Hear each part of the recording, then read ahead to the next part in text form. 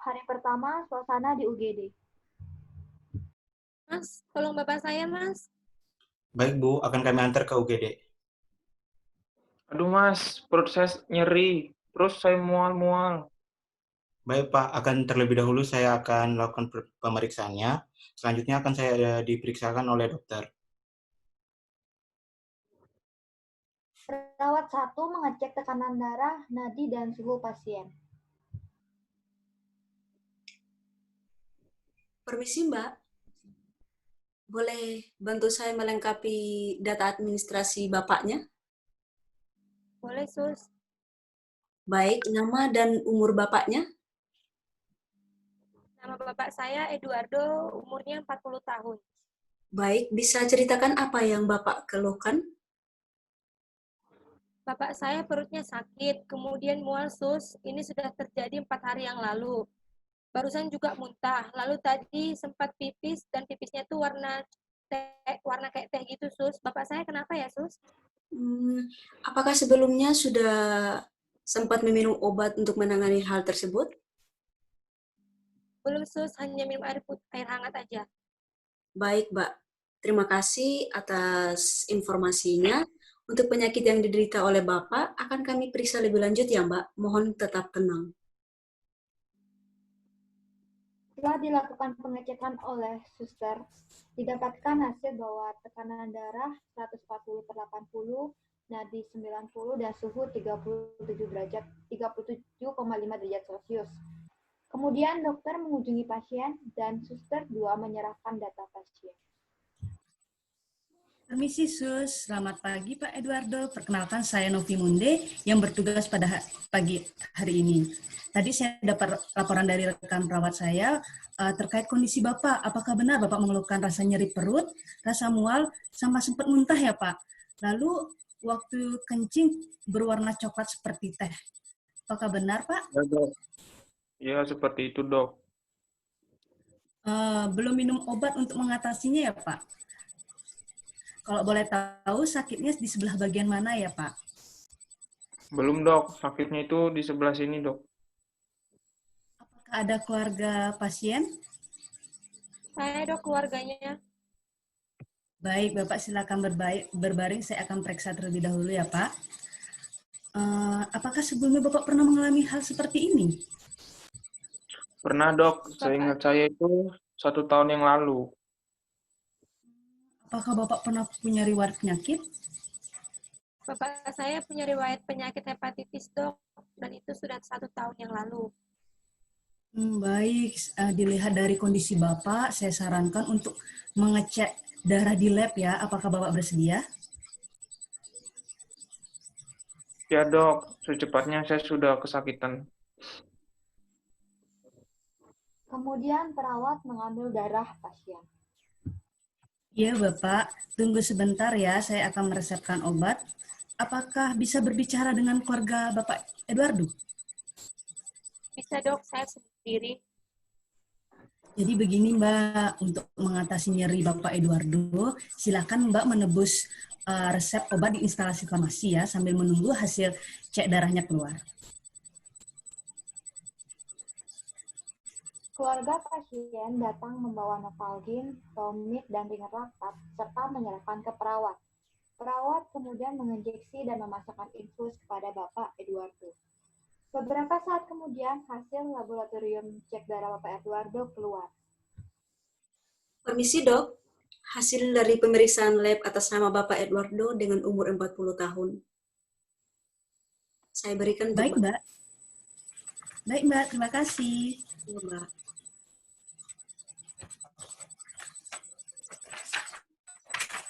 Dari hasil pemeriksaan lab yang dibaca oleh dokter, dokter kemudian mempertimbangkan dengan memberikan resep antara lain Novalgin injeksi 3 kali sehari, ranitidin injeksi 1 ampul per 12 jam, Tomid injeksi 1 ampul tiap 8 jam, dan SNMC 1 ampul tiap 12 jam. Selamat siang Mbak yang keluarganya Pak Eduardo. Boleh saya bicara sebentar? Dari hasil pemeriksaan fisik dan cek lab, saya ingin menyampaikan bahwa Bapak Eduardo ada masalah di bagian hatinya, di mana meningkatkan enzim SGOT dan SGPT dari Bapak Eduardo. Nah, sebelumnya enzim tersebut merupakan enzim yang dikeluarkan oleh hati apabila terjadi kerusakan di hati. Oleh karena itu, saya berikan resep untuk Bapak Edward. Silakan menembus obat di bagian instalasi farmasi ya, Mbak. Saya menyarankan bahwa Bapak Eduardo untuk dirawat inap di rumah sakit agar dapat dipantau kesehatannya. Bagaimana, Mbak? Apakah dapat dimengerti? Baik dok, terima kasih, saya setuju. Kemudian keluarga pasien menuju instalasi farmasi. Permisi Mbak, saya mau menebus resep obat untuk Bapak saya. Baik, Mbak. Mohon tunggu sebentar ya. Kami siapkan obatnya dulu. Baik Mbak. Oke, Mbak. Ini obatnya. Nanti obatnya ini diberikan ke perawat ya, Mbak. Untuk administrasinya, Mbak bisa urus di kasir ya di sebelah sana. Terima kasih, Mbak. Ya, sama-sama Mbak. Hari ketiga, dokter visit dengan perawat dan apoteker ke bangsal Bapak Eduardo. Selamat pagi, Mbak. Selamat pagi, Pak Eduardo. Pagi dok. Gimana, Pak? Sehat? Makannya habis? Sudah membaik, Dok. Makannya juga udah habis. Sakitnya masih, Pak?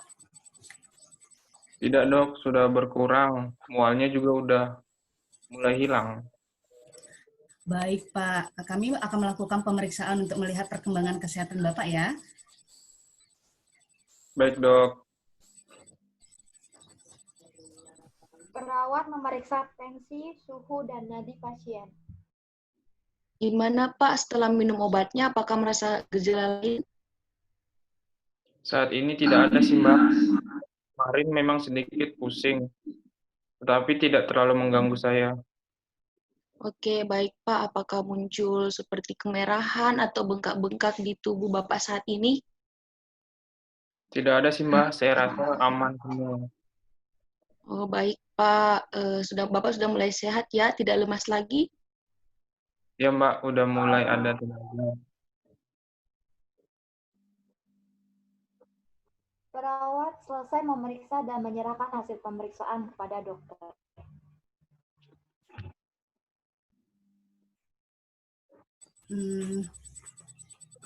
Sudah baik ya, Pak. Untuk memastikan kembali, boleh kami ambil sampel darah untuk dianalisis di laboratorium? Oh iya, boleh kok, Dok. Baik, Pak. Terima kasih, Pak.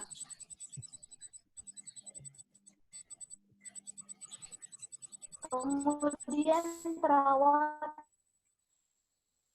mengambil sampel. Baik, Pak. Kami pamit terlebih dahulu ya. Selamat beristirahat. Oh iya, Dok. Terima kasih banyak.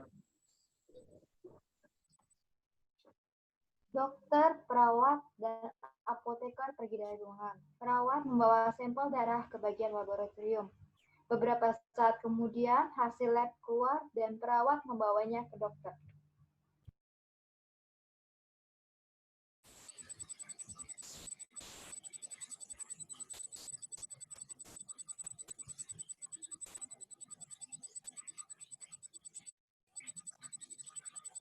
Dok, maaf mengganggu. Ini saya bawakan hasil lab dari Bapak Edward dari bangsal anggrek nomor 10. Baik, baik, Mas. Dari hasil yang saya baca, tidak apa-apa. Suster, tolong adakan rapat dadakan ya antara dokter, perawat, dan rekan farmasi untuk membahas tentang kasus Bapak Eduardo ini. Baik, Dok, akan saya hubungi. Perawat menghubungi apoteker di instalasi farmasi dan setting berubah di ruang rapat.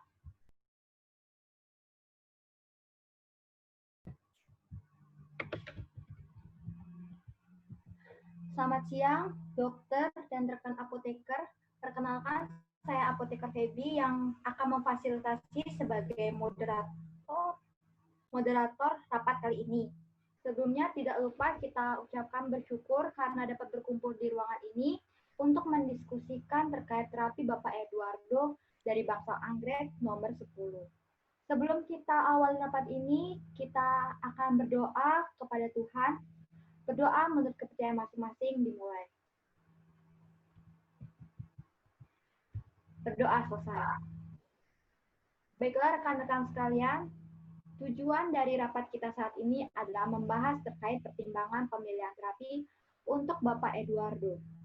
Untuk agendanya adalah yang pertama pembukaan, lalu akan diikuti oleh agenda kedua yaitu diskusi mengenai terapi pilihan untuk pasien Bapak Eduardo. Lalu yang terakhir akan ada kesimpulan sebagai penutup rapat kita pada hari ini.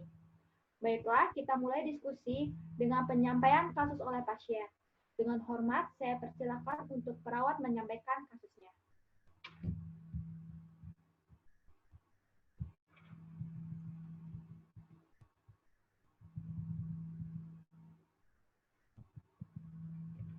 Baik, di sini yang akan saya sampaikan, sebelumnya perkenalkan saya adalah perawat yang akan menyampaikan pemeriksaan keperawatan pasien. Di sini Bapak Eduardo datang ke rumah sakit pada tanggal X dengan keluhan badan lemas sejak 4 hari yang lalu, mual, muntah, nyeri perut, urin seperti teh, mata tampak kuning atau ikterik, dan setelah ditelusuri ternyata pasien memiliki riwayat penyakit hepatitis 1 tahun yang lalu. Pemeriksaan lain yang dilakukan pada hari pertama masuk rumah sakit adalah tekanan darah 140/80, nadi 90 dan suhu 37,5 derajat Celcius. Dikarenakan mengeluh kesakitan, pasien diberikan terapi Novalgin injeksi dengan infus ringer laktat sebagai langkah awal. Juga dilakukan pengecekan hasil lab dengan hasilnya AL96, AT224, HB 13,1, HMT 40, bilirubin total 21,8, bilirubin direct 12,7, bilirubin indirect 9,1, SGOT 902, dan SGPT 1028. Sehingga pasien diresepkan Novalgin injeksi 3 kali sehari, ranitidin injeksi 1 ampul per 12 jam, Tomid injeksi 1 ampul tiap 8 jam, dan SNMC 1 ampul tiap 12 jam. Hari berikutnya, asesmen kondisi pasien kembali dilakukan, di mana tekanan darah 140/80, nadi 90, dan suhu 37,5 derajat Celcius. Hari ketiga dirawat, yaitu hari ini, kembali dilakukan cek darah pasien, di mana hasil pemeriksaan menunjukkan SGOT 184, SGPT 502, bilirubin direct 12,42, bilirubin indirect 6,5, IgM anti-HBC positif, dan IgM anti-HAV negatif. HBsAg positif, anti-HBs negatif, dan anti-HCV negatif. Sekian informasi yang dapat saya sampaikan. Terima kasih. Baik, terima kasih atas penyampaian informasinya oleh perawat. Selanjutnya kita akan diskusi mengenai terapi yang akan diterima oleh Bapak Eduardo.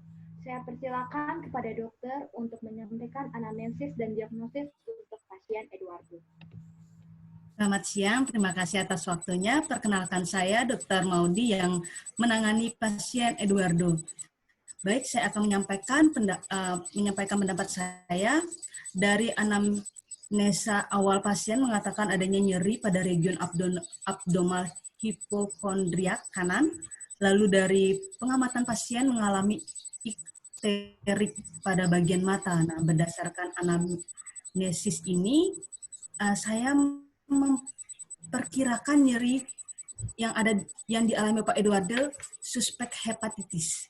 Lalu, untuk menekankan diagnosis, dilakukan untuk pemeriksaan lab, yang hasilnya dapat dilihat IgM dari HBC positif, NAF negatif, HBsAg positif, anti-HBs negatif, dan HCF negatif. dan juga pasien memiliki riwayat hepatitis 1 tahun yang lalu. Dari menegakkan ini, saya mendiagnosis Bapak Eduardo mengalami hepatitis B. Baik, terima kasih dokter atas pemaparan yang telah diberikan. Selanjutnya dari pihak apoteker akan menyampaikan pemilihan terapi yang akan diberikan oleh pasien. Pada apoteker dipersilahkan. Baik, selamat siang. Perkenalkan, saya Apoteker Ani. Dapat dilihat bahwa pemberian lamivudin ini lebih direkomendasikan sebagai profilaksis untuk mencegah reaktivasi dari virus hepatitis yang menurut penelitian dari Sapul et al. 2018 menemukan bahwa lamivudin pada uji coba sebagai profilaksis cukup efektif mencegah reaktivasi hepatitis B dalam kondisi HBsAg negatif, anti-HBC positif, HBV DNA negatif, allogeneic SCT resipien. Baik juga untuk pemberian monoterapi lamivudin atau juga dapat dikombinasikan dengan obat lain sebagai antivirus. Namun, tetap harus dipertimbangkan juga pemakaian jangka panjang terkait ekonomi pasien. Sekian, terima kasih. Baik, terima kasih atas penyampaian informasinya oleh apoteker. Selanjutnya dipersilakan kepada apoteker 1 apabila ingin menambahkan pendapat dari apoteker 2. Baik, terima kasih. Perkenalkan, saya Apoteker Sanchez. Saya ingin menambahkan terkait terapi untuk pasien Eduardo yang terdiagnosa hepatitis B ya. Selain lamivudin, terdapat juga terapi lain yang bisa diberikan, yaitu terapi interferon alfa 2B yang juga efektif untuk terapi hepatitis. Namun, menurut penelitian Almeida et al. Tahun 2011, harga untuk interferon alfa memang lebih mahal daripada lamivudin, namun bisa lebih cost efektif dibandingkan lamivudin dikarenakan durasi terapi interferon alfa lebih pendek jika tidak ada resistensi. Terkait mengenai obat interferon alfa 2B bisa dipilih, di mana jika dadanya dirasakan mencukupi, namun ini hanya sebagai alternatif terapi yang dapat diberikan karena mengingat harga yang mahal dapat berdampak pada kondisi ekonomi pasien selama pengobatan. Baik, terima kasih atas pendapatnya apoteker 1. Selanjutnya saya persilahkan dokter untuk memimpin diskusi terkait penggunaan terapi pasien. Baik, dokter dipersilahkan. Baik, terima kasih. Saya akan memimpin diskusi ini. Nah, berdasarkan pemaparan tadi, kalau dari apoteker sendiri lebih merekomendasikan yang mana ya? Kalau dari pendapat saya merekomendasikan salah satu dari kedua terapi tersebut dengan pertimbangan pasien memiliki dana mencukupi selama pengobatan. Saya juga sependapat dengan Apoteker Sanchez terkait dilakukannya diskusi dengan pihak pasien dalam penentuan terapinya agar sesuai dengan kondisi ekonomi pasien itu sendiri. Baik, terima kasih rekan-rekan apoteker, saya terima masukannya. Lalu terkait pemberian terapi sebelumnya, apakah tetap dilanjutkan atau dihentikan? Baik, menurut pendapat saya, ranitidin lebih baik dihentikan pemakaiannya, dikarenakan apabila indikasi ranitidin diberikan kepada pasien untuk dijadikan profilaksis peptik maupun gastrik ulcer, ini didukung oleh penelitian yang dilakukan oleh Neville dan rekan-rekannya, di mana didapatkan hasil bahwa ranitidin hanya dapat sebagai profilaksis dari duodenal ulcer saat diberikan terapi NSAID. Namun perlu diketahui bahwa NSAID lebih banyak menyebabkan ulcer pada gastrik. Pada jurnal ini juga memaparkan bahwa H2 reseptor antagonis tidak dapat mengurangi risiko terjadinya ulcer akibat pemakaian NSAID. Maka dari itu saya lebih merekomendasikan pemakaian omeprazol untuk mencegahnya. Nah, untuk pemakaian NSNMC, saya rasa sudah tepat. Terima kasih. Saya ingin menambahkan sedikit, Dok, terkait terapi pasien. Apabila pasien sudah tidak merasakan nyeri lagi, saya merekomendasikan untuk Novalgin dihentikan. Dan apabila diperlukan, bisa diberikan paracetamol saja. Begitu juga dengan Tomid. Apabila mualnya sudah teratasi, saya menyarankan untuk berhenti digunakan. Terima kasih. Oke, baik. Terima kasih rekan-rekan apoteker.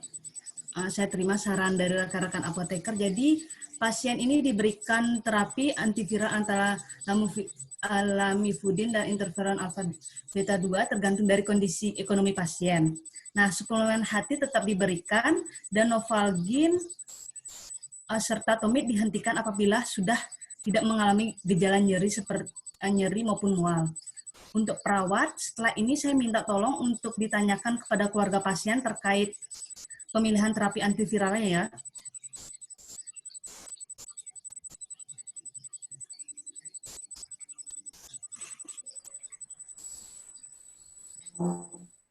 Baik dok, akan saya sampaikan. Baik, saya akan kembalikan lagi kepada moderator. Baik, terima kasih atas pemaparannya dari rekan-rekan sekalian. Saya simpulkan bahwa terapi yang akan diterima oleh Bapak Eduardo antara lain yaitu yang pertama adalah antara antivirus, lamivudin, dan interferon alfa 2B tergantung dari kondisi ekonomi pasien, pasiennya sepakat yang mana. Kemudian suplemen hati tetap diberikan dan Novalgin serta Tomid dihentikan apabila sudah tidak mengalami gejala nyeri maupun mual. Baik, karena sudah mendapatkan hasil rapat pada hari ini, saya cukupkan rapat hari ini. Karena kita mulainya dengan doa, saya akan tutup dengan doa. Baik, doa menurut kepercayaan masing-masing dipersilakan. Berdoa selesai. Sekian rapat siang hari ini. Terima kasih atas partisipasinya.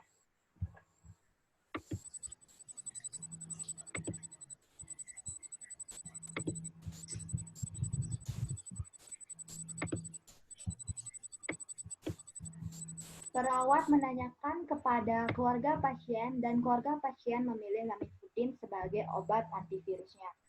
Perawat melaporkan kepada dokter terkait pemilihan dari pasien dan dokter menuliskan resep untuk Bapak Eduardo.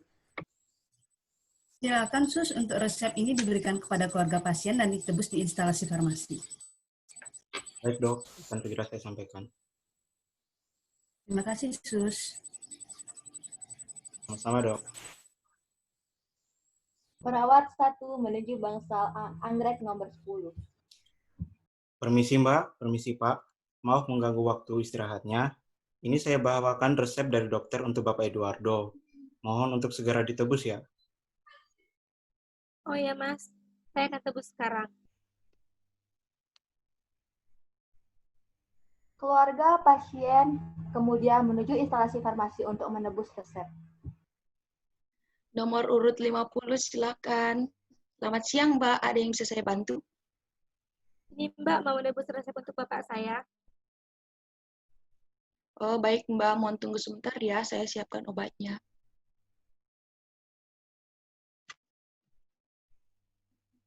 Oke, Mbak. Ini saya pastikan lagi ya, Mbak, atas nama pasien Pak Eduardo ya.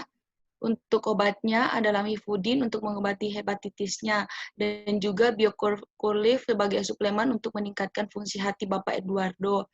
Silakan nanti diberikan kepada perawat untuk diatur pemakaiannya ya Mbak. Untuk administrasinya Mbak bisa urus di kasir di sebelah situ. Terima kasih, semoga lekas sembuh. Baik Mbak, terima kasih.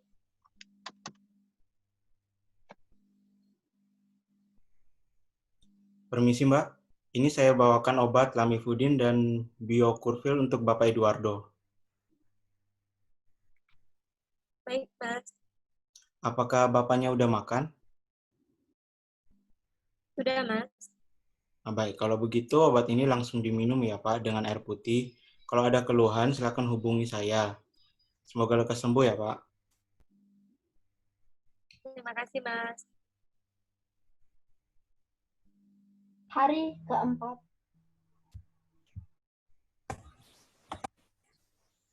Selamat siang Pak Eduardo, bagaimana keadaannya? Sudah sangat membaik, Dok.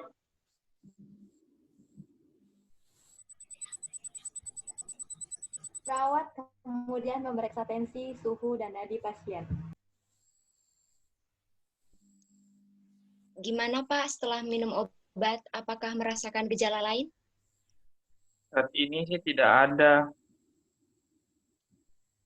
Baik Pak, apakah muncul kemerahan atau bengkak-bengkak di tubuh Bapak saat ini? Tidak ada sih Mbak, aman seperti kemarin. Oh, baik, Pak. Berarti sudah mulai sehat ya, Pak? Tidak lemas lagi? Iya, Mbak. Sudah ada tenaga untuk beraktivitas lagi. Kemudian perawat selesai mengecek kondisi fisik Bapak Eduardo dan menyerahkan hasilnya kepada dokter. Baik, melihat hasilnya ini sudah baik ya Pak untuk memastikan kembali. Bolehkah kami ambil sampel darah untuk dianalisis di laboratorium? Oh iya, boleh dok. Baik Pak, terima kasih. Perawat mengambil sampel darah pasien. Baik Pak, kami pamit dulu ya, selamat beristirahat. Oh iya dok, matur suwun.